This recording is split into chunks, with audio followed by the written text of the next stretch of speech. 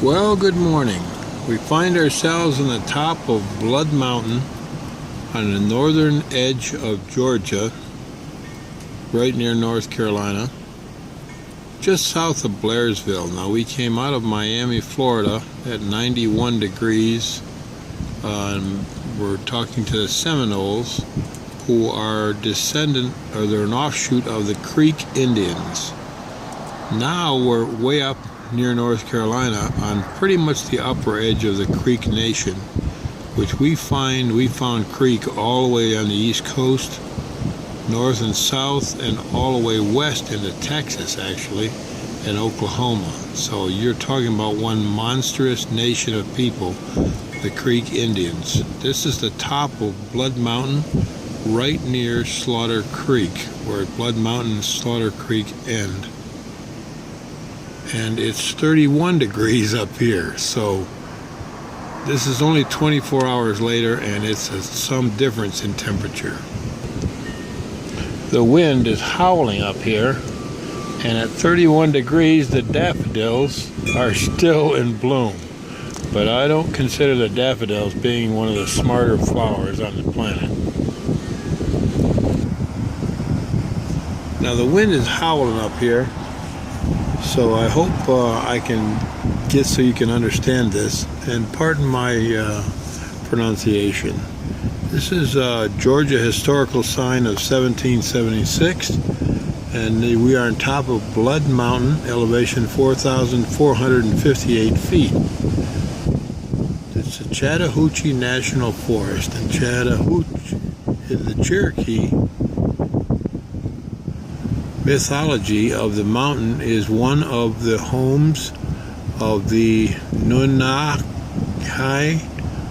or immortals, the people who live anywhere, a race of spirit people who lived in great townhouses in the highlands of the old Cherokee County. One of these mythical townhouses stood near Lake Tralata. As a friendly people, they often brought lost hunters and wanderers to their townhomes for rest and care before guiding them back to their homes. Before the coming of the white settlers, the Creeks and Cherokees found a disastrous and bloody battle in Slaughter Gap, between Slaughter Gap and Blood Mountain. So we are at the point of Slaughter Gap and Bloody Mountain, right at the top where that battle was fought.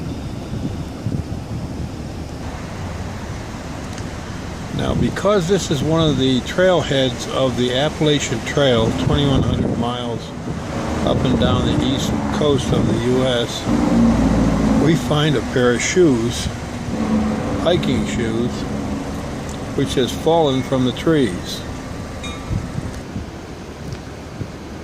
Now, at first I thought this is where Foot Locker gets all of its shoes, or stores them, or grows them. But then I realized that from the Appalachian Trail,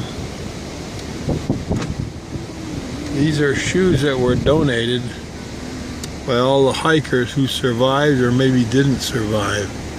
And I've never quite seen anything like this. We're talking hundreds of pairs of shoes here, hiking shoes. I don't have any shoes to donate.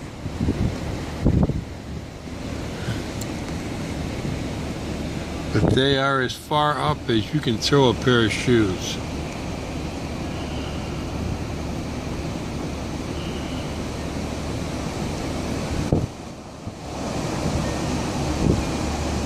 And like I said, the wind is howling up here. Now we are in search of the Mayan Indian settlements that after the Mayan Indians disappeared in Central America, they have found evidence that they landed here in northern Georgia, North Carolina, South Carolina, and down as far as Atlanta. There are big shrines that they have found from the Mayan Indians. So wish me luck. We're at the top of Blood Mountain, heading further into the hills. And here's another look at all the hiking boots. And again, we're on top of Blood Mountain at Neil Gap.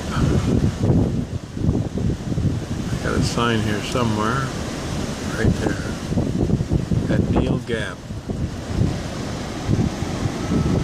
If you need a pair of shoes, or you need to find a place to get rid of a pair of shoes, this is the place to be.